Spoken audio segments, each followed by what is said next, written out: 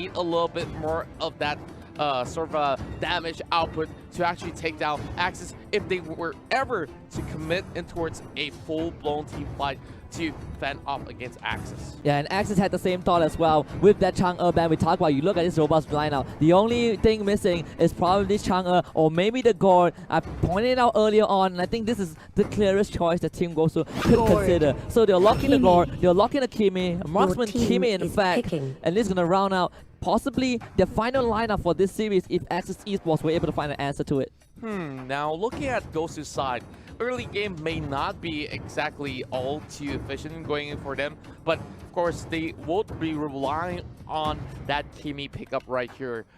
And for the side of Axis, one last pick to actually secure themselves either 3 points or even stalling things out into only securing 1 point. Of course, Axis having lasted here, still deciding 15 seconds left, and wow, I'm already liking what I see with all these sort of picks going for Axis, and they could even go for another fight out, which they've already had their eyes set on towards that Thomas. So this is going to be pretty much that sort of consistency that they will have, and now we're already seeing both sides already finish up their draft. A lot of flickers have been being picked up right here, and nope, there's not going to be any other difference other than the Revitalize that has been brought in for Paulo. So this is definitely going to be that sort of righteous pathway, followed by that Revitalize to go in with that amplified healing inside of its zone. Absolutely, and GOSU, interesting observation as well is that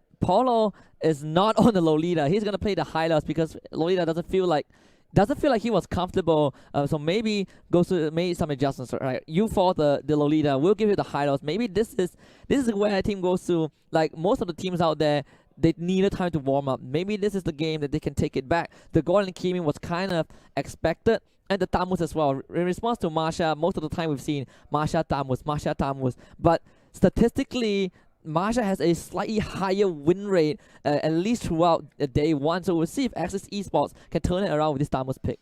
Well, I would also say that from the other side as well, GOSU is also trying to bump that one up as well in terms of statistics. But well, I do like the fact that they actually swap out Paulo's Lolita and towards that Hylos pickup right there, because Hylos have so much more mobility as compared to Lolita. Once Lolita commits to any sort of fight at all, she could not even escape. And that was that sort of situation that Paulo was stuck at in game number one. Now, having a little bit more leeway here, do you feel like GOSU stand a chance against Axis Esports? I definitely would like to believe so. You like the draft of Axis. I do like the draft of GOSU as well.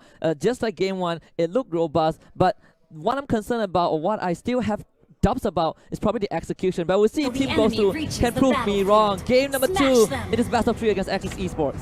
Axis Esports now already getting that one victory, so they need one more to tie things up. They've already lost one series against Burmese Gold, and at least that 3 points will definitely be a real huge joy factor for them to actually make a comeback. But GOSU here already proxying the wave, trying to actually chunk it down, not really damaging the side of Lung though, as Scott is coming here for the support as well. Breezy getting standed down, forced to flicker away in this early phase as Jarno as well. Wow, that's definitely going to be causing them a little bit of a commotion as well, hitting towards the mid phase. Yeah, that is just underestimating the power of this Valier. The Soul's fireballs do slow you in AoE, and he gets one charge every time he lands it, and the accuracy from Scott has been on point. Just like his Franco hook, he's confident with those skill shots, directing them on top of Team GOSU. 2 flickers out. Breezy now does not have it. General does not have the flicker. It's going to be easy for Axis Esports to collapse on them if they want to. We're looking at Scott right here, slowly making sure that he zones away some of all these members. But oh, they found him! First blood. My flame. I got no words for that. You overstep, and Basic is ready, but seems like GOSU will lose Kenray in the bot lane. A bit overextension. They trade 1 for 1, but if you are Team GOSU, that opening that was given over to God, perfect. That definitely was a show of excellence coming from the core. Great stun, and of course that channeling element was a full channel to actually secure that for the first blood as well. But Basic here already spotting out again. Scout for another round, and Flicker has to be utilized here. And GOSU here with all 4 members being committed towards the top side. They might lose a little bit of that sort of EXP, but that doesn't matter. They've already got all that sort of pickup that they need, and they're well secured to take this first turtle down. And we talked about how Team GOSU seems to play a more conservative playstyle, and they are doing so. The ultimate was due channeling Omen by Basic, so no core ultimate to work with for this next fight if it ever happens. And Axis Esports, they're gonna rotate all 5 members into that middle lane. Last is waiting in the wings. Team GOSU now, it's their turn to go on the offense. Wow, we're seeing members of Axis Esports still on level 3, but look at GOSU though. All of them have already got their ultimates and now grouping up already, and they could definitely go in for a little bit of that invade without actually risking all too much, but instead they lock their eyes on bottom side. They want to pick up Lacid, and Lacid knows that he's being surrounded, but Lacid already gets a little bit of a helping hand coming from they got the stop! Glorious Pathway is brilliant, starts to come out from Rain, trying to get away, but maybe not. Lacid, they laser him down. It's going to be Paulo to pick up that kill. And GOSU finally pick up that sort of slack to head in towards this second game here with stylish fashion. The North Americans here will take down yet another turret heading towards the bottom side. But look at the response heading towards the top side though. There's still Damasha as well as Valley slowly trying to find themselves in towards the top side here. Of course, I do mistake myself. It's not really a Masha, it is the Bruno. And Axis Esports, they recognize that Team GOSU, they like to play this style. Game 1, conservative. Great game 2, they were teaming out most of the time. So one of the best ways is to split Team GOSU apart. But Team GOSU, they are not really phased by it. They are willingly trading these objectives because they're getting more. Economic-wise, they're up 1.3k.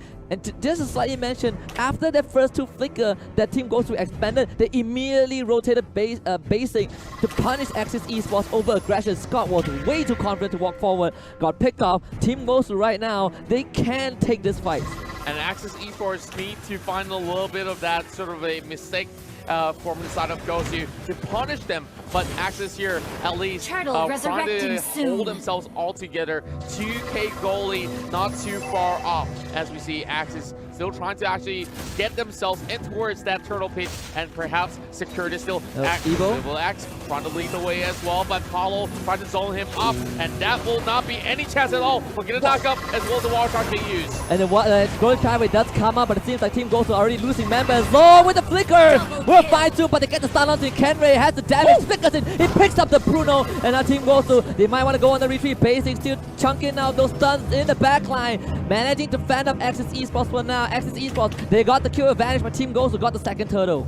And wow, Axis Esports, they may not get all too much of that sort of a turtle trade-off there, but look at the team fight. It was executed perfectly in a sense. Look at the position he's at. He picks off Greasy and immediately flickers for the next kill. Though he is getting chunked out by Kenray, there was enough backup time from Axis to still do a little bit more of that trade, but that's pretty much well and fine. And Axis Esports found that momentum, and they are currently tying things up against GOSU, only having very slight margin of lead. Yeah, and if you're Team GOSU right now, one of the best ways to punish Axis Esports is that aggression. We've seen time and time again. Last did the same mistake in Series 1. Just now he was long on the Bruno, but the wild charge will come in. Polo not going down just yet. The damage is there. The Numinum Blast actually stuns. They found a target. They switch their attention onto Scott, and Scott is out. The stun will stop Rain in his tracks. The Guardian Barrier not able to block out Polo, but Breezy definitely another stun from Basic, keeping Rain in place, but Long will find one as well as the Grub. 2 kills over to Axis Esports.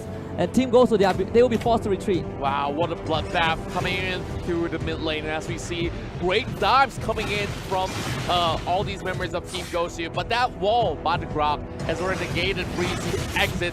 And look at Evil X right here. He was getting zoned away, which means that Scott was being left out to die. And Evil X could only clip out at least one member of the side of GOSU, and they managed to bring him down. So that's definitely some great work. But heading back in towards that sort of the matchup that we see now, GOSU might have lost that sort of a kill lead in that sort of sense, but goal is actually not too far away. There's still time for them to catch up once again. He has purchased that Athena shield, and at least have a little bit more tankiness than what he used to have in that early phase. And now this is going to be the turtle here, and Axis Esports wants to actually get a little taste of that. And what could they possibly pull off?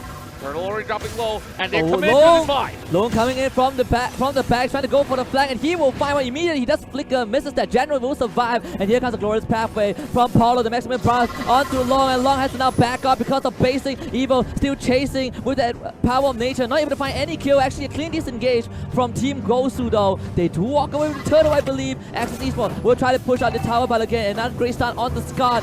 Basic was a marksman, is a marksman. Team GOSU defend off Axis Esports. Clean as a whistle. Team GOSU managed to secure all these turtles without actually risking their lives. And Breezy, as much as we see them having a shaky start in Game 1, Game 2, they look like different monsters in this matchup. Kenray being forced to flicker away, but they're still giving a little bit more chase. But Scott will not go into that hot pursuit. So we need 2 seconds left before the first Lord will appear towards the lower side of the river. And look at GOSU. Now that they could slowly take their sweet time, reset those waves, and prepare for the next fight. But Axis Esports here are securing this rotation and towards the jungle, and they are trying to block the entry points and looking for the kill over bot side. They want Kenray dead, and Kenray will try to buy time. The rest of Team GOSU can come to the class. Kenray just going beeline towards the rest of the team, but we will find a kill first. Glorious pathway a bit too late, but Polo will go for the engage. He sounds the Warhorn. Evo's going on top with General, but there is Breezy in the back line. The front line is actually split for Team GOSU, and this is perfect for Team Axis. They want to collect back in. The Omen, the Channeling Omen is there for basic, but the damage was not enough. And now the Guardian's barrier will find the goal. Evil X will make sure Team GOSU goes down, and Axis Esports find 3. That was a huge swing, and Axis Esports now looking to secure that mid lane tower, and they have absolute control towards the bottom side as well. They can take this one down without any sort of hassle, and Rin has already got that concentrated energy as well. So maybe after this, they will set up a bait in towards that corner of the river, and it's Team GOSU to make a move. And if you are the front line of the team, you have to remember the cores are your priority. Sure, you want to control the enemy cores, but Breezy and Paulo, they were accessing the back line while their own cores were exposed to Axis Esports, and now they're gonna try again. Evo X being that front line, being that guardian for Axis Esports. Scott does dodge a bullet right there, and now Long will try turning around. Breezy with the Guardian's Borrow will try to block it out, and he will do so. So the Lord will be disengaged by Axis Esports. Team GOSU still managing to fend off that attempt.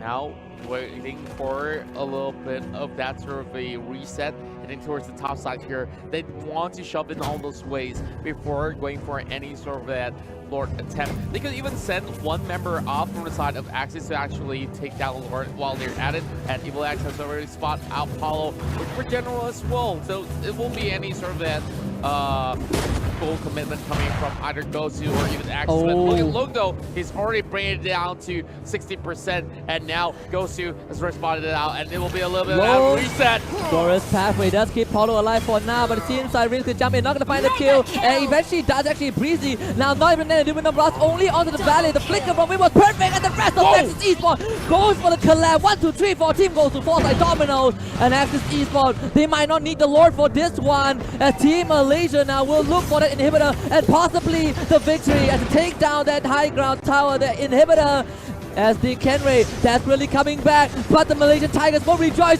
They lock in the first 3 points of Group B. Axis Esports came back swinging, and as much as they may have lost their first series against Burmese Gold, they are on fury form for this series against Team GOSU. Now we're seeing a 2-0 victory, which means they will secure